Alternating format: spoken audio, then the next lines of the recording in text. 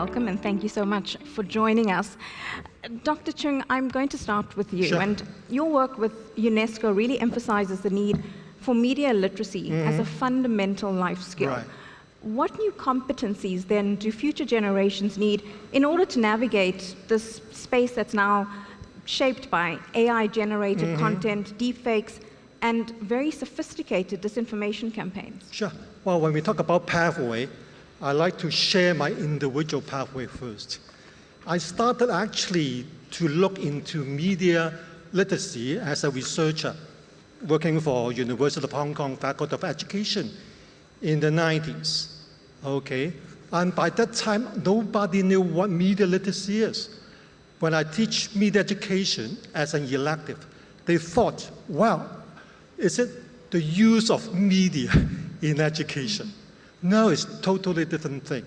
And to answer the question that the lady asked from the last session, she was born in 2001. Because I work and research in the area of media literacy in the 90s, nobody knows. But then in year 2000, in the new millennium, something happened. I mean, for her, maybe she didn't know. She was born in 2001. One of the biggest lies at that time, 2000, millennium bug. Okay? People thought that it's true. And that it's reported in the media, authentic one, TV news, everything. After that, nothing happened. And then from then on, you can see that media literacy became one of the very important literacy that people have to understand. Besides the speaking of language, besides the writing and doing mathematics, they need to have media literacy.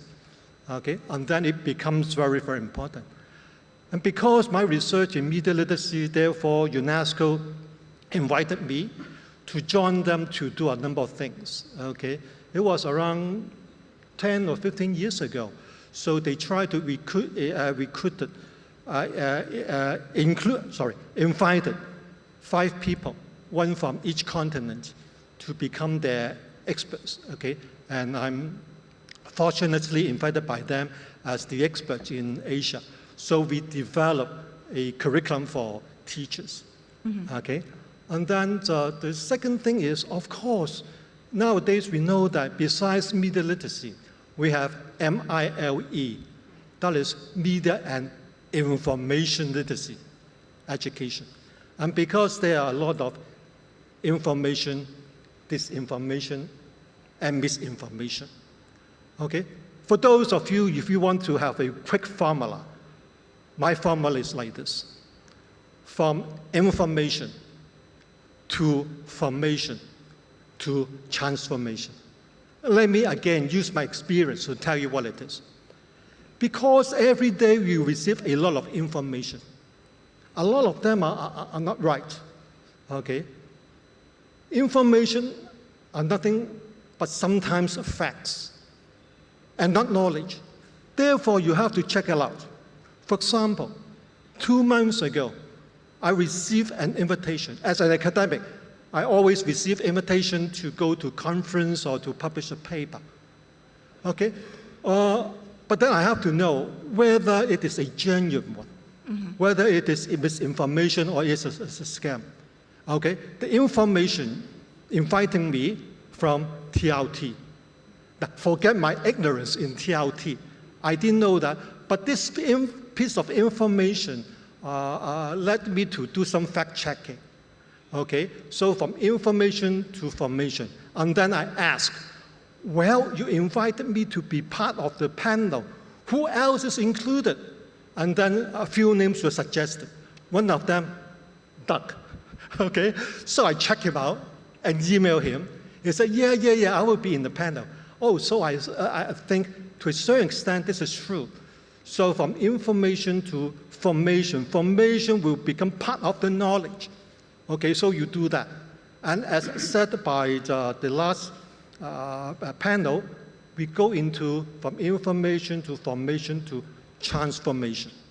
Transformation meaning action. Okay? You do your own production work, you put it into action. So after receiving invitation, after knowing that it is true, we accept the invitation. And that's why this evening we are all here. And on behalf, I have not let them know, of the speakers tonight and those sitting on the floor, we sincerely thank you, TRT, for inviting us, for your hospitality and invitation. It is very, very, very important. That will be our transformation. We are transformed to know what is going on. And we hope to help one another collaboratively to walk along the pathway and see what can be done. Absolutely, and that's what we're hoping this final session will be, is looking at that roadmap to see what can be done. Yes. Jennifer, I'd like to bring you in then, because when the doctor talks about transformation here, you work with a lot of young people, of course, as a journalist, but also as the founder of Mtoto News, which is an online platform that gives children a voice through technology. How have you seen that work then transform into having children's voices actually be amplified in a safe digital space where they are able to have that voice? Thank you so much for the question. And again, I want to reiterate the thank you to TRT for this opportunity to be able to contribute to this conversation. So throughout the day, in the opening session, something that I've heard that has come over and over again is values. Over and over again. And values is not taught, values is learned. And as for children to be able to learn, they have to hear. That's what transformation is talking. The values, you learn values, and the values transform who you are from inside. So for us, the work we do at Mtoto News is to be able to teach these values from a very young age.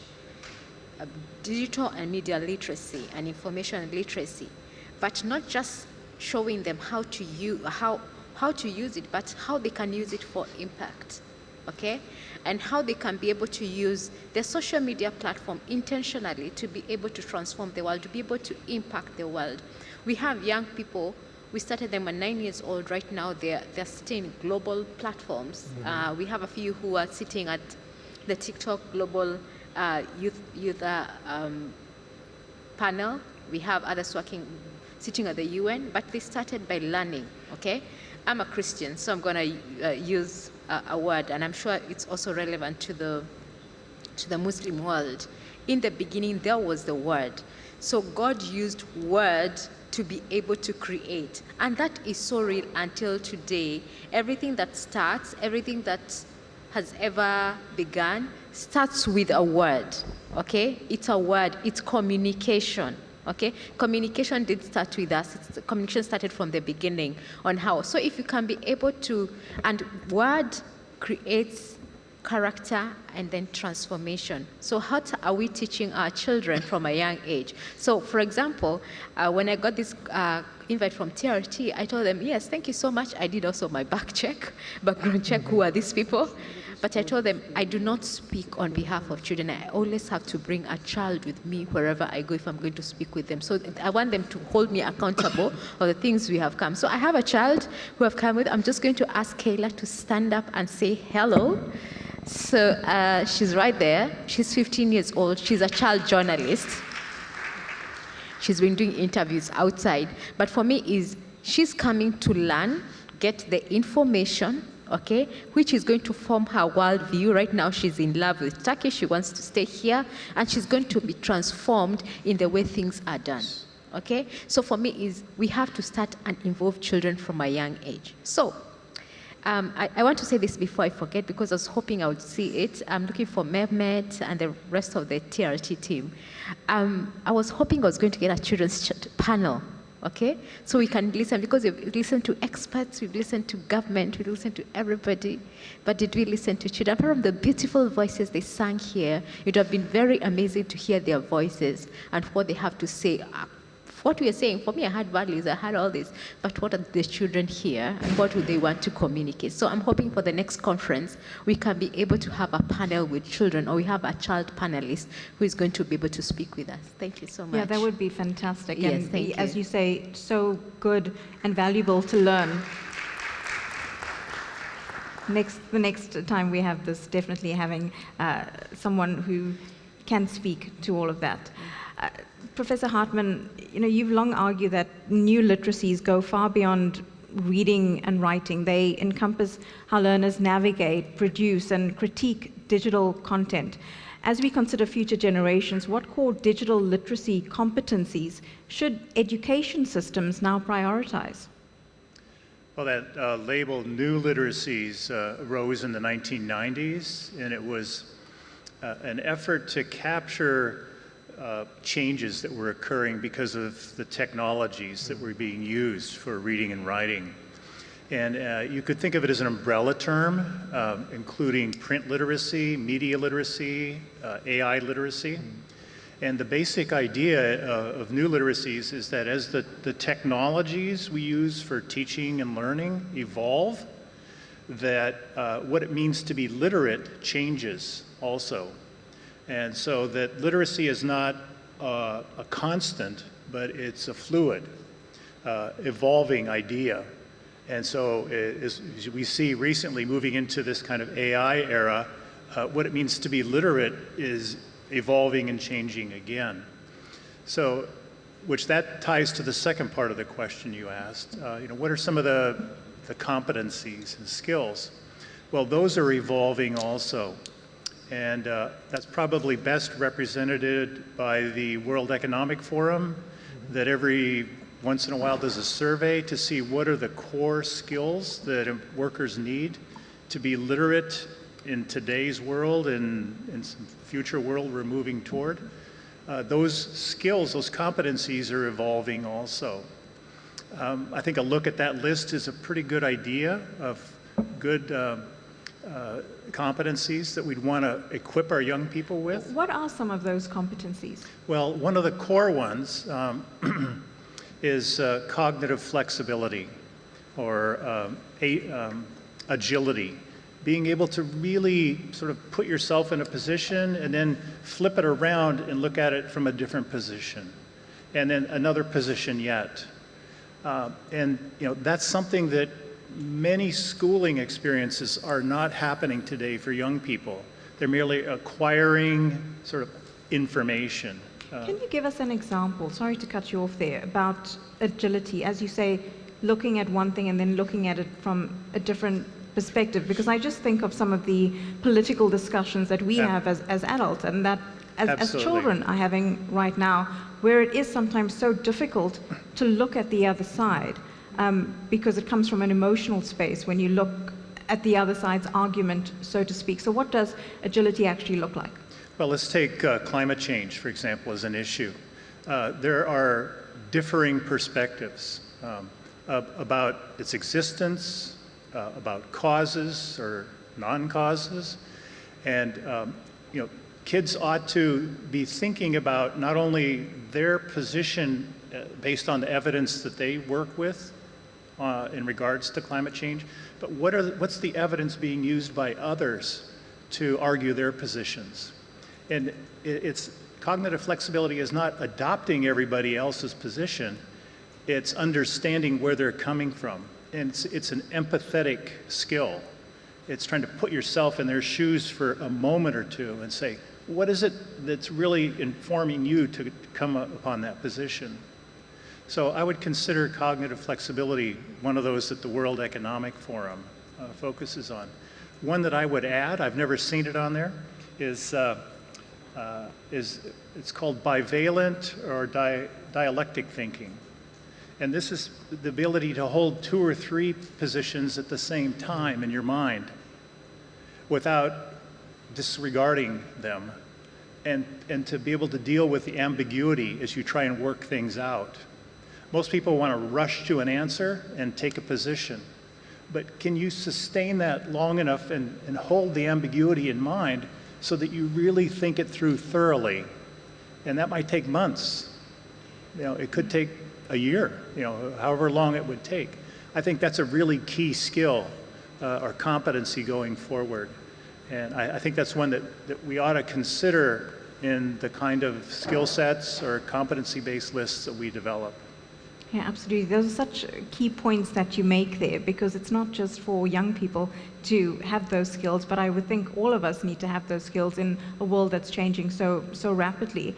Professor Odebashe, what are your thoughts on that? Because you've been a leading figure in this country in shaping the understanding of digital citizenship in Turkey. Do you see some of those types of things being implemented here? Yes, first of all, I would like to thank you, TRT people, and as an organization, this is such a valuable meeting for me, meeting all these colleagues from different countries and coming together for the same issue. It's very exciting for me. If there were a label tag for this, a cloud label, we call it labeled cloud, for this meeting, the biggest world would be transformation. So we are in an era of transformation, and I am fearful. As Matt said in the first session, he said that you can have feelings, whether fear-based or whether research-based. I have my personal feelings, very fearful. I'm fear-based. I have fear-based, but my academic career makes me research-based. So wherever I get, afraid, I find a solution from the literature and from our history, from Turkish history. So it's a good thing to rely on those. Otherwise, everything is under transformation. When I first started studying digital citizenship, everything was so normative. You could study digital citizenship in 9 headings, and it was like economy, health, and so on and so forth. Now it's completely changed. Öyle mi? Teşekkür ederim. Now it's completely changed. You have digital citizenship, but you are in nowhere in the digital life. You find yourself in a very troublesome times. Like we are living in a VUCA world where Doug was saying, about these agility is the only solution. We have to be agile, we have to be resilient, but also we have to be, right on the time with the digital things. We have to follow what is going on in the world. So I would say, like our First Lady said this morning, we are no more the parents of all Turkish families. We are no more the authorities, but we say that our children are digital natives, so they know this language, but no, we are all illiterate. We are coming illiterate. Can we say that our children are digitally literate? No, because they only know how to do things, but they don't have a safety issue in their minds. They don't have a privacy issue in their mind. And these kids are only digitally literate in the sense of playing games and communication. So we cannot call them as digital literate. They don't have critical digital strategies. And we have strategies of adulthood as parents, but then our strategies don't interfere with the digital strategies online, okay? We have many problems. In pandemic times, when we had the COVID-19 in Turkey, most of our professors online had many bad positions online because they were not used to that. They thought they turned off the audio where they didn't. They turned off the video where they didn't. So they were hectic times. It was just a VUCA world for us in Turkey. I don't know how did you live in other worlds, but we in Turkey had the best VUCA experience, that is as called as the volatility and uncertainty and complexity and ambiguity. So those times were very difficult for all of us. And for the transformation we didn't have time, so we had to catch the train, and we didn't have any skills. But then we learned that we had some agility, We had some resilience. So we tested those in those COVID-19 times. But we are into this problem altogether. So everyone should know their responsibilities and duties. Like children, they should know their duties and responsibilities. Parents, they should. Governments, they should. And the teachers, they should. And of course, this technology men, I call them as technology tyrants, you know. But they should know their responsibilities and duties. So if we act in the harmony altogether, I am sure we will overcome these problems, and we'll have a kind of route that would be clear for us to follow. Absolutely. And Professor, I don't want to add to any of that fear that you have, but what you've just said, if we all work in harmony with everything in this world, if we all worked in harmony, it would be better for all of us. But the reality is that that's not really usually the way that it works. And Dr. Chung, I want to bring this back to you because a country like Finland, for example, they've incorporated media literacy into their national curriculum. What can other countries learn from the way Finland has dealt with this over a period of time, given that they are also regarded as a wealthier, developed country in the Northern Hemisphere? Well, I can say a few things about Finland. Now, first of all, we have to know for the teachers, the minimum qualification is a master's degree. Okay? So, and it's well respected by others. Because of that, they have what we call decentralization of curriculum, meaning they can have their own curriculum. But then one thing that I do not agree, that is they try to integrate the media literacy curriculum into every subject. Now, because if you have it in every subject, you don't have it.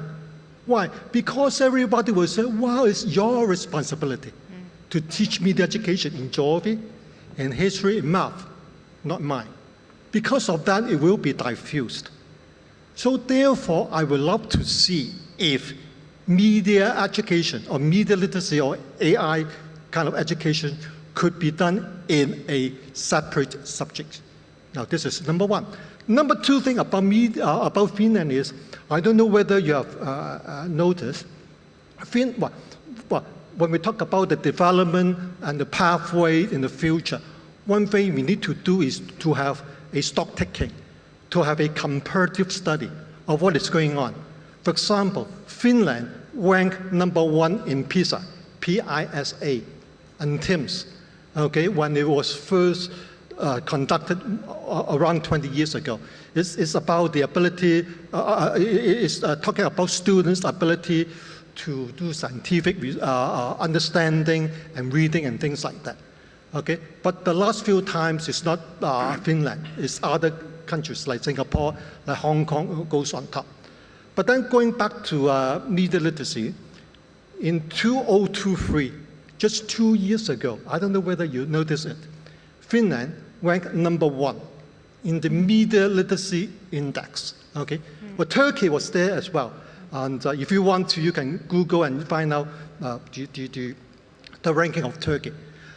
It's good to know that, but then the thing is, if you look at the report, you can see that the area of assessment, okay, was a bit subjective. What do I mean by that? Well, it measures 4 things. Okay, #1, education. #2, media freedom. #3, trusting in one another. #4, participation. It's defined, okay, by the researchers. Now, this is good, this is subjective. But how about if we want to have an objective way of measuring? So for example, in Turkey, okay, I hope that you want to know how media literate are your students or your adults. Therefore, you have to find a way out to do some measure. And luckily, well, PISA, P-I-S-A, as I mentioned before, is going to do that. And they have actually written the first draft. And the way of measurement will be released in December this year. And the test will be done in 2023 29, which is 4 years later. And because we know that media literacy and AI literacy changes every day, you shouldn't take 5 or 6 years to know what's going on with your country and your students. The other thing that I do not like is, for example, again, yes, you can see that PISA and TIMSS are more objective. Like they give you a question and see whether you can answer it correctly. They give you a problem and see whether you can use your logic to do the problem solving. Well, I was involved in another international study. It's the International Civics Education Study, which I believe is better. Why? Because you cannot use one tool to measure every country. Okay, and in the International Civics Education one, you have a group of experts, okay, going together and think of some questions. So we would do it all together. But then, in every country participates, it could be contextualized. For example, Turkey wants to join the program. So there are 20 questions that you have to ask. Every country is going to do that. And then you come up with 5 other countries which are specifically tailored for Turkey.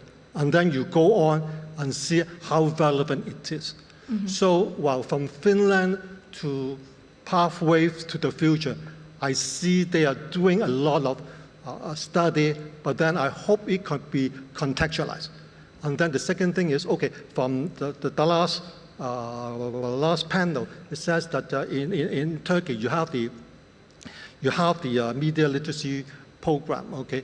But then how about who's going to teach?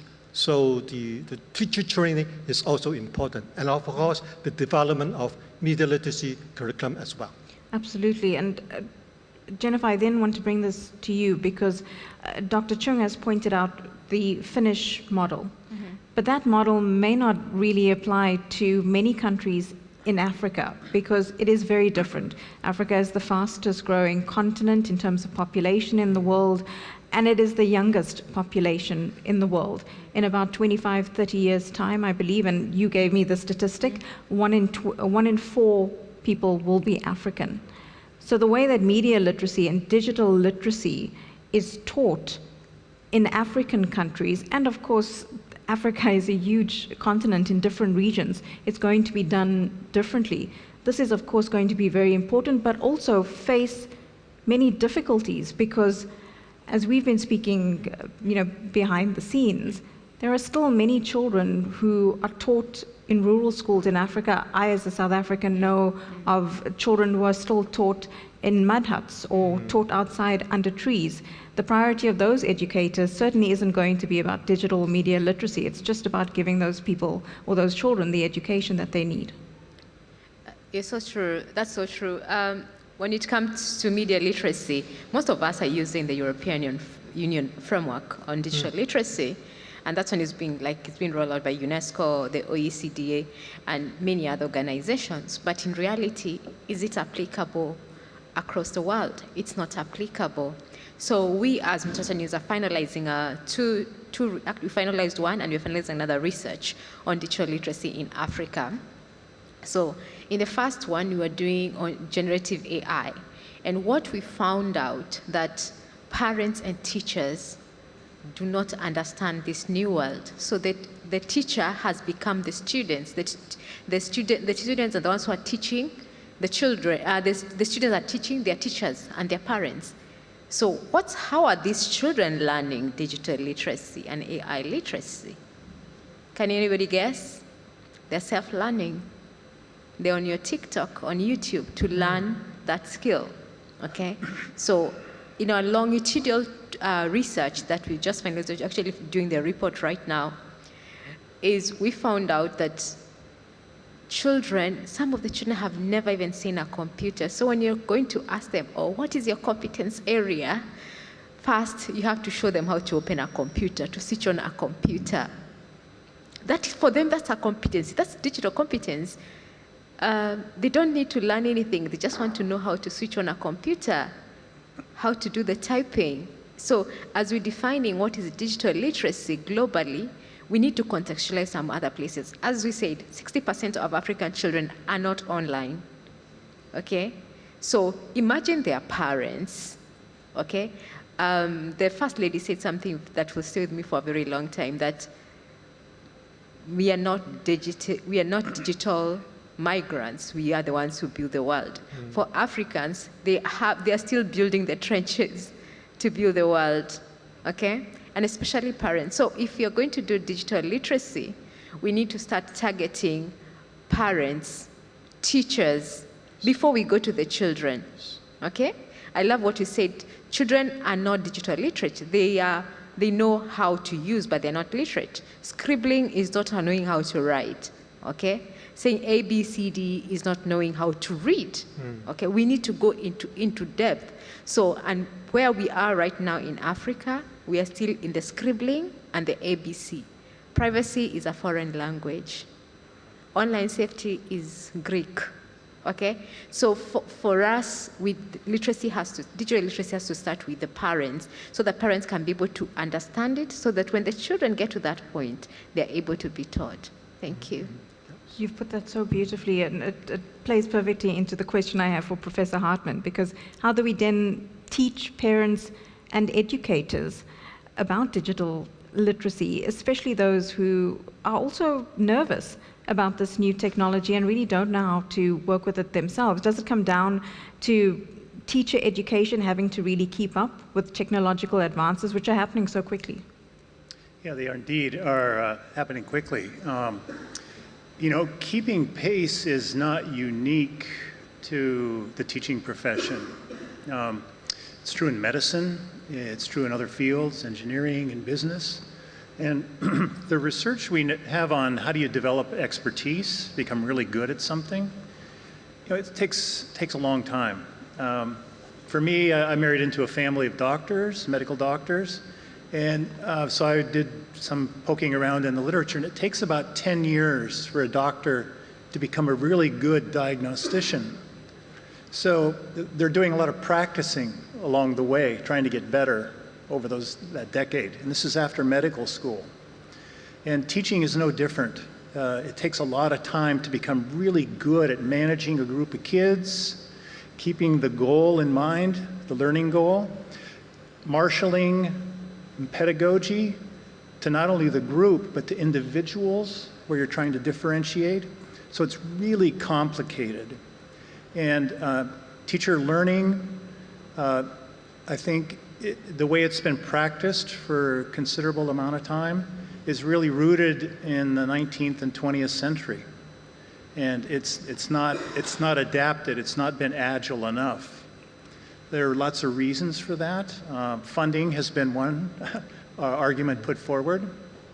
When you look at the amount of funding committed to teacher growth versus employee growth in business, it's barely on the chart. You know, education does not contribute a lot of money to teacher growth, percentage-wise. But there are features of what I would call 21st century teacher development, and it could transfer to parent development also. I'll just mention a couple of those. One is that the professional development, the parent development, needs to be really personalized and situated. It needs to be fitted to a geography, a culture, a people, a group of students, the teacher's own education and skill set, the subject the teacher teaches. And that's really expensive, that kind of professional development. And it takes funding to help a teacher who, in science, 9th grade, in country X, become really good at teaching science with those kids in that situation. So personalization, customization is really key. A second one I mentioned is that it needs to be sustained. And I spent 10 years working with one school trying to equip teachers to become really, really wise at using technologies. And if you imagine 10 years, that's a long time. And most professional development in schools does not sustain for a decade. I was able to bring along 24 doctoral students, get some external funding, And when the pandemic hit, this school was able to transition into it pretty well, as well as could be. There were certainly bumps. But we have to think long range in terms of sustaining the teacher development. One more I'll mention is agency. And I think my colleagues mentioned this both as well in different ways. There has to be autonomy for a locale in the world, for a country, and for a teacher to have some say in their own learning. Often, professional development is handed from on high, from somebody who thinks it's a good idea. And it often doesn't connect with where somebody's at in a classroom, and even in family situations, it doesn't connect. So those are three features of professional development for teachers, and I think for parents too. Personalization, sustaining, and agency. Absolutely. Professor Odubasho, we've got about 3 minutes left before they tell me to have to wrap up here. So very quickly, we're talking about parents and educators. What about the government? Because often people do look to their governments for leadership in this, and it also seems that it's a funding issue. Do governments need to just invest more money in educating the educators? Yes, I don't know if it's more money, but definitely educators should have more education. We need on every level. We need education for the parents, for the teachers. You need to switch on the microphone. Pardon, benim mikrofonum çalışmıyordu değil mi? Özür dilerim. And we need kind of professional teaching for everybody in Turkey. Because what is missing is we kind of forget the cultural values. And that's very important. If I have to add to this speech going on, I will say that like Finland is a nice model, but it's not for Turkey. Like you cannot do that to Turkish parents because they are very individualistic and they leave their kids in there. And if you want to arrange something like not sharing their photos from the schools, the parents will scream out in the streets because we want our kids to be seen. No worries about sharing things. We want our kids to be treated like princes and princesses, okay? I see some videos from Chinese education where the children clean their rooms and things like that. That would be very too much, rebellious for Turkey. So we need to be local in many cases and know our values and how they are going to be applied. Even in the teaching sessions, we have to do that. But for the governments, I would like governments to be sure about what they want. What kind of citizen do you want? Now in Turkey, we are an e-government, okay? So we have to carry out everything on our cell phones, smartphones. So one should have a smartphone to do all these governmental things. And still in the interviews on TRT or other places, we see that when they are talking about the money issues with the young kids, the elders are saying when they get angry, show me your phone. And when the teenager shows the phone, they say, how much money is this? Why do you buy this? Well, they have to buy it. Every Turkish citizen must have a smartphone to work, to be an e-citizen. If the government should know that, if they want this, they want their digital education on a better surface. Also, when we were working on the digital rights of the children, we have to be, beware of the issues that should be covered by the governments and covered by the people. Like internet access is not important for Turkey. It's not an issue now.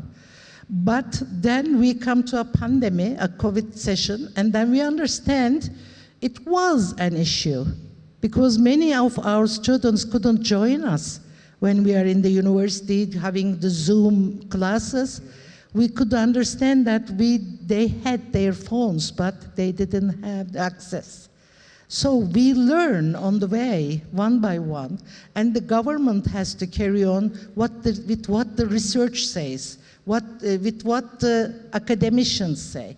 Other hand, you can make your own solutions. Like in my case, in my lessons in the university, I'm retired now, but when I was teaching, in a 40-minute block lesson, I would definitely ask one question that would make my students take their smartphones out of their pockets and have a look at that, because I know it will give them some refreshment. Mm-hmm. It is a regulation that they don't put their phones out on the tables, mm-hmm. but I give them a refreshment time because they are used to that.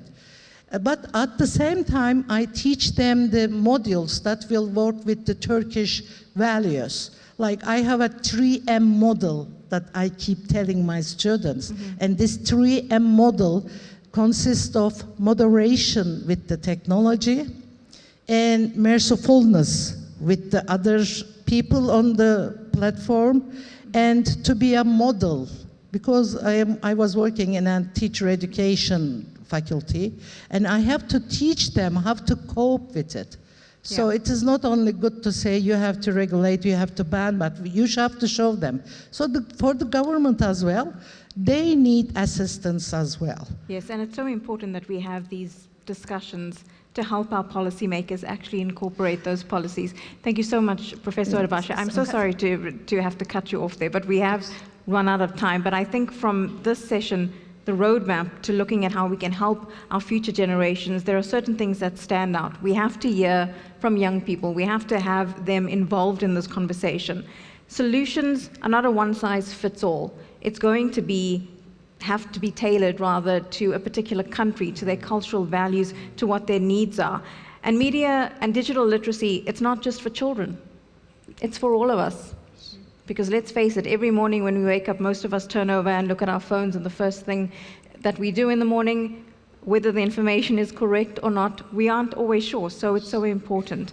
I'd like to thank our panelists once again. This has been a fantastic discussion. It brings us to the end of this year's Children's Summit. A very big thank you to all our experts who've been with us throughout the day, and of course to all of you who've been able to join us for this summit that's provided us with really valuable insight. You've left us with a better understanding of what we can do to safeguard the next generation when it comes to that digital integration. And of course, a thank you to the teams behind the scenes. A lot of work and preparation go into such an event. It's very much appreciated from all of us. Thanks again to everyone. I hope you enjoyed the rest of your evening here in this beautiful city of Istanbul that some of us get to call home. Thankfully, thank you very much. Good night. Goodbye.